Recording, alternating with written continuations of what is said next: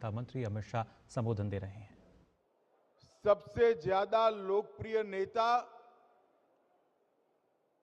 और भारत के प्रधानमंत्री श्री नरेंद्र मोदी जी के जन्मदिन पर आप सब एकत्रित आए हैं।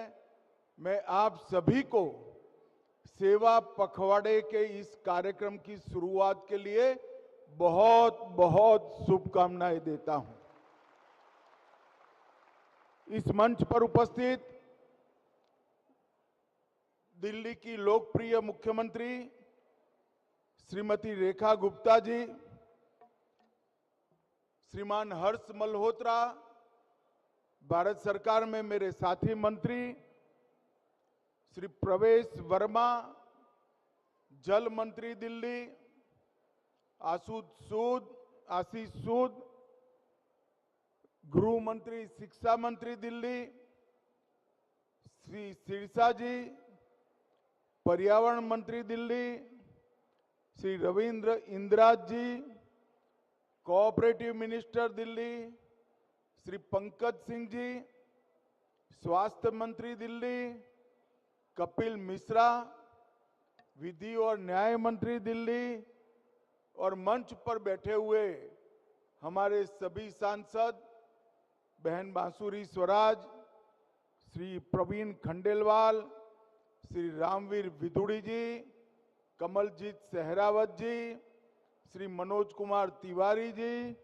योगेंद्र चंदोलिया जी, दिल्ली के महापौर राजा इकबाल सिंह जी, श्री धर्मेंद्र जी, मुख्य सचिव दिल्ली, और आज त्यागराज स्टेडियम में खींचोखींच भरकर आए हुए मेरे प्यारे दिल्ली वासियों को मेरा प्रणाम, राम राम।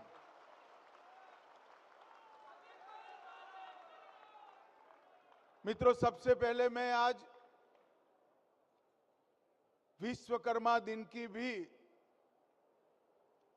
समग्र देशवासियों को बहुत बहुत शुभकामनाएं देना चाहता हूं।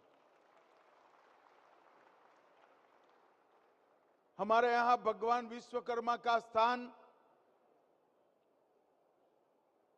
श्रमजीवी लोगों के लिए बड़ा महत्वपूर्ण है। निर्माण की सभी विधाओं के वो देवता माने जाते हैं और आज संयोग है कि विश्वकर्मा दिन और नरेंद्र मोदी जी का जन्मदिन दोनों आज है। मैं भारतीय जनता पार्टी के करोड़ों कार्यकर्ता, देश के 140 करोड़ से ज्यादा नागरिक, सबकी ओर से श्रीमान नरेंद्र मोदी जी को जन्मदिन की ढेर ढेर सारी शुभकामनाएं देना चाहता हूं। आज केवल इस सभागार में बैठे हुए लोग नहीं, देश का प्रत्येक नागरिक और दुनिया भर में फैले हुए भारत के मूल निवासी सभी हृदय से ईश्वर से प्रार्थना कर रहे हैं मोदी जी के दीर्घायुष के लिए, उनके अच्छे स्वास्थ्य के लिए और इनकी लंबे से लंबे समय तक देश को सेवाएं प्राप्त हो, इसके लिए ईश्वर को प्रार्थना कर रहे हैं। मोदी जी जब देश के प्रधानमंत्री बने तब पहली बार उनका जन्मदिन आया। कई लोगों ने अपने जन्मदिन को अलग अलग तरीके से मनाने की परंपरा इस देश में थी। पार्टी की एक टीम बैठी, उन्होंने तय किया कि कैसे मोदी जी का जन्मदिन मनाया जाए, जो व्यक्ति के जीवन का क्षण क्षण और शरीर का कण कण मां भारती की सेवा में लगा हो, उसका जन्मदिन सेवा पखवाड़े के नाम से मनाने का तय हुआ। और 11 साल से पूरा हिंदुस्तान 17 सितंबर से लेकर 2 अक्टूबर तक ये सेवा पखवाड़ा मनाने का काम करता है। और सेवा पखवाड़े के निमित्त देश भर की कई राज्य सरकारें, भारत सरकार, कई सारे म्युनिसिपल कॉरपोरेशन, ढेर सारे जिला पंचायत, तहसील पंचायत, ग्राम पंचायत न केवल सफाई का काम करते हैं, जन उपयोगी गरीबों के कल्याण के लिए ढेर सारी योजनाओं की शुरुआत भी करते हैं। और आज सेवा पखवाड़े की शुरुआत दिल्ली सरकार ने भी की है और आज 17 सितंबर को 17 जन कल्याणकारी योजनाओं का शुभारंभ यहीं आप सभी के सामने हुआ।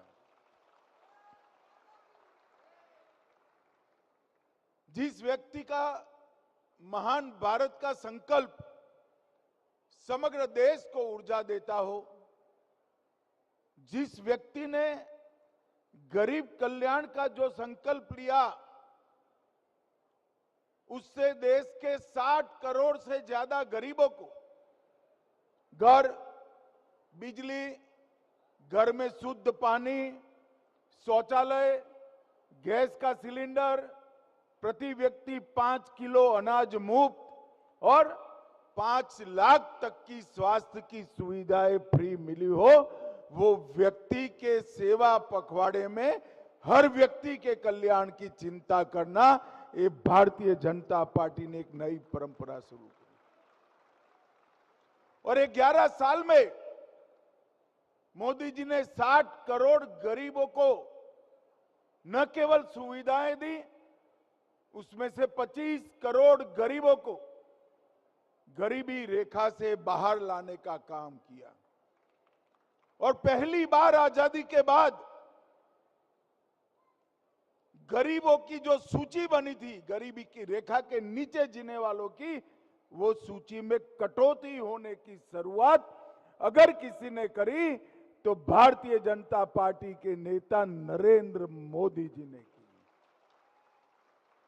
25 करोड़ लोग गरीबी की रेखा के ऊपर उठा लेना और 60 करोड़ गरीबों के जीवन में प्राथमिक सुविधाएं देना, ये बहुत बड़ा प्रयत्न है और बहुत बड़ा संकल्प भी है। अभी रेखा जी बता रही थी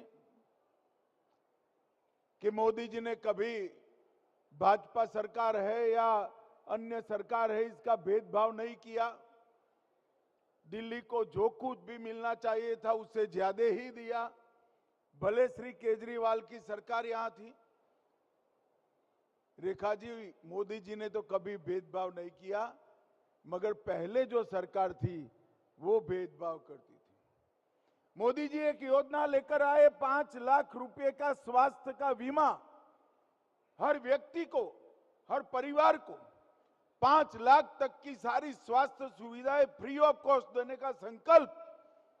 मगर यहां पर वो सरकार ने लागू नहीं किया। ये रेखा जी की सरकार बनी और आप लोगों को 5 लाख तक का इलाज मुफ्त हो गया। मोदी जी ने 140 करोड़ लोगों को अपना परिवार माना है और पूरा जीवन इनके कल्याण के लिए इन्होंने समर्पित किया है। देश को सुरक्षित करना, देश को आर्थिक रूप से विकसित करना, हर गरीब के घर में नई ऊर्जा, नया उत्साह, नई सुविधाएं पहुंचाना और हर बच्चे के मन में महान भारत का संकल्प भर देना, ये काम मोदी जी ने अपने 11 साल के समय में किया है। देश लंबे समय तक मोदी जी की ये सिद्धियों को याद करेगा। चाहे देश की सीमाओं को सुरक्षित करना हो, सर्जिकल स्ट्राइक, एयर स्ट्राइक और अंत में ऑपरेशन सिंदूर से पाकिस्तान के घर में घुसकर उसको जवाब देने का काम नरेंद्र मोदी जी ने किया। वर्षों से हम सब चाहते थे कि अयोध्या में राम मंदिर बने, नहीं हो पाता था। ये राहुल बाबा भाजपा की मखौल उड़ाते थे, मंदिर वहीं बनाएंगे, तिथि नहीं बताएंगे। राहुल बाबा मंदिर बन भी गया, रामलल्ला विराजमान भी हो गए और दुनिया भर के लोग आज आनंद कर रहे हैं।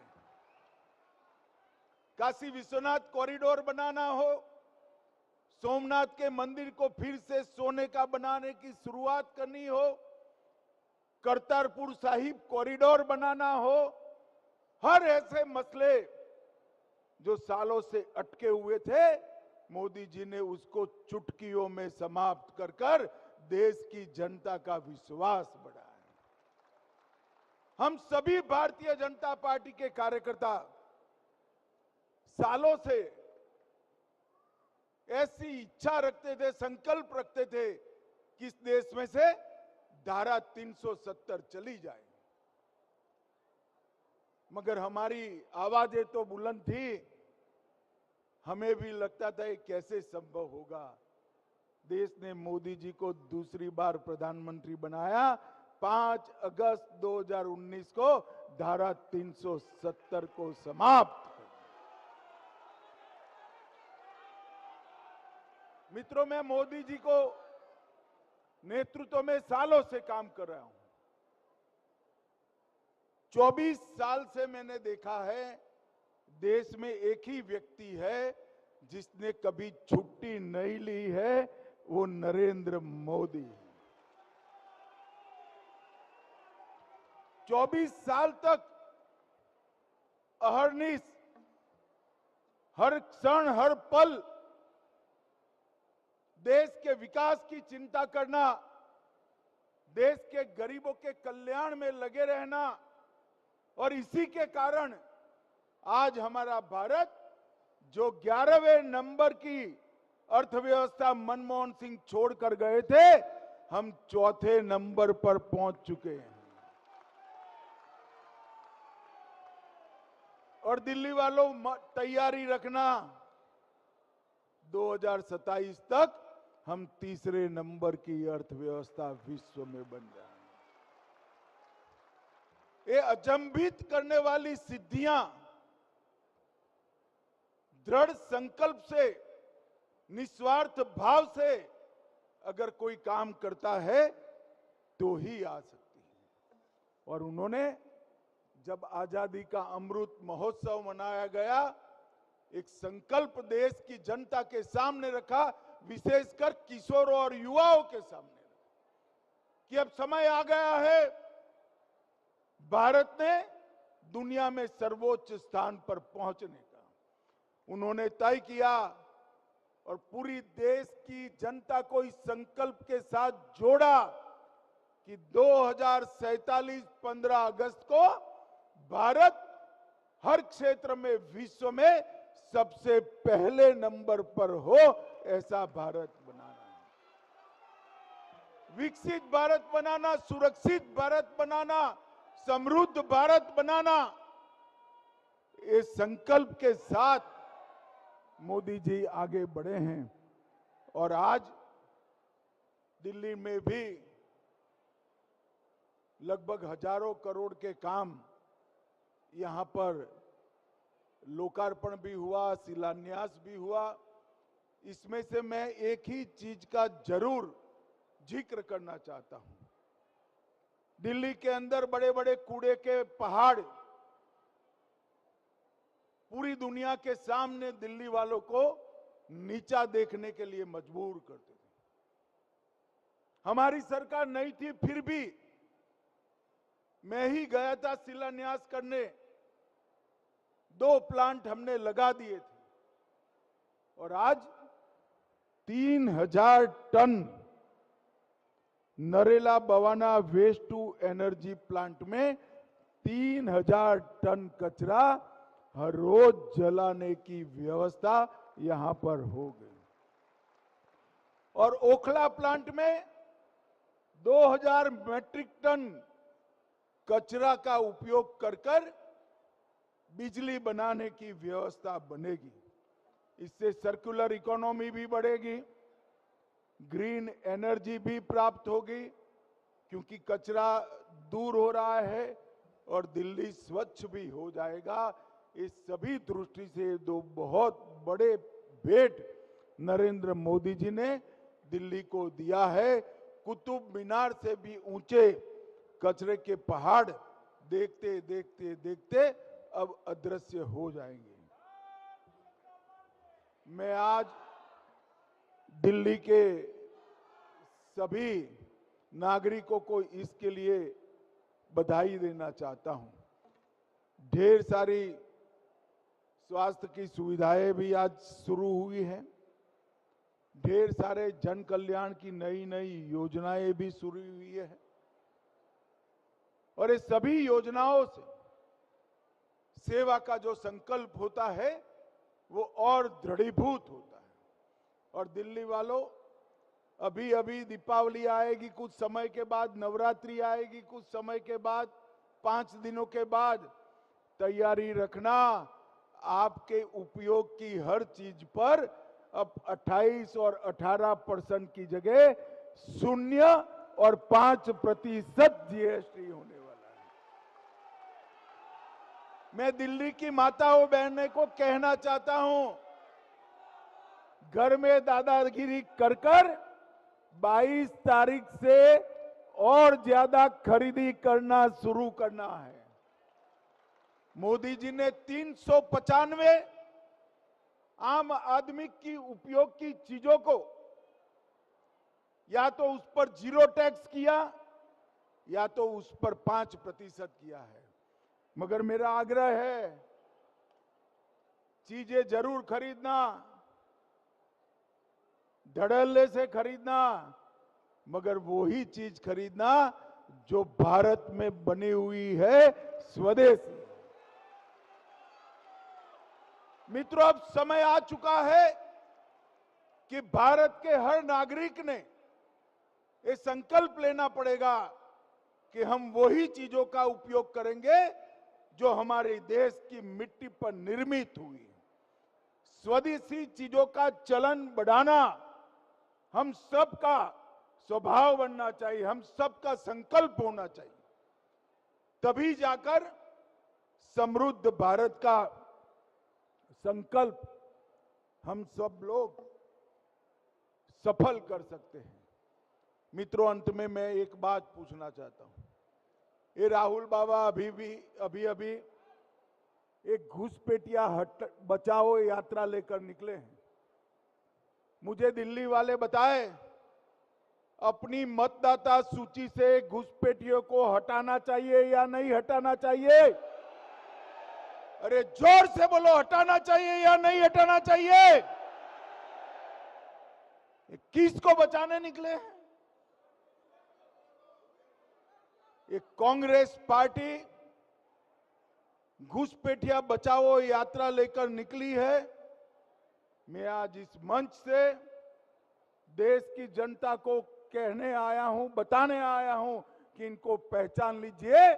वो चाहते हैं कि घुसपैठिए हमारी मतदाता सूची के अंदर बने रहें, क्योंकि उनको भारत के लोगों पर भरोसा नहीं है। घुसपैठियों के आधार पर चुनाव जीतना चाहते हैं। भाइयों बहनों, जो गहन पुनर्निरीक्षण हो रहा है, एसआईआर हो रहा है, भारतीय जनता पार्टी एसआईआर का समर्थन करती है और मतदाता सूची को शुद्ध कराने के अभियान का भी समर्थन करती है। आज यहां पर हम सब लोग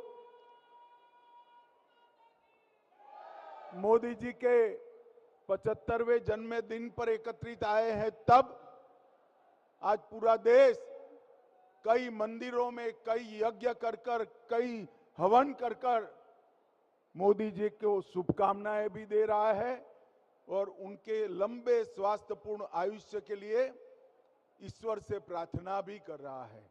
ये त्यागराज स्टेडियम में आए हुए हम सब लोग आज ईश्वर से प्रार्थना करें, मोदी जी लंबे से लंबे समय तक इस देश का नेतृत्व करते रहे हैं, उनका स्वास्थ्य अच्छा हो, वो दीर्घायुष हो और भारत को महान बनाने का संकल्प जल्द से जल्द सफल हो। फिर से मैं एक बार बहन रेखा गुप्ता को बधाई देना चाहता हूं, क्योंकि 17 सितंबर को 17 योजनाओं को आज इन्होंने शुरू किया है। दिल्ली के लाखों लोगों को ये योजनाएं सुविधाएं देगी, उनके जीवन को सुचारू रूप से आगे बढ़ाएगी और सेवा पखवाड़े की आज की ये शुरुआत देश के हर युवा को मोदी जी के जीवन से प्रेरणा लेकर सेवा के रास्ते पर चलने के लिए संकल्पित करेगी। फिर से एक बार हमारे नेता नरेंद्र मोदी जी को बहुत बहुत शुभकामनाएं, बधाई। तो आप सुन रहे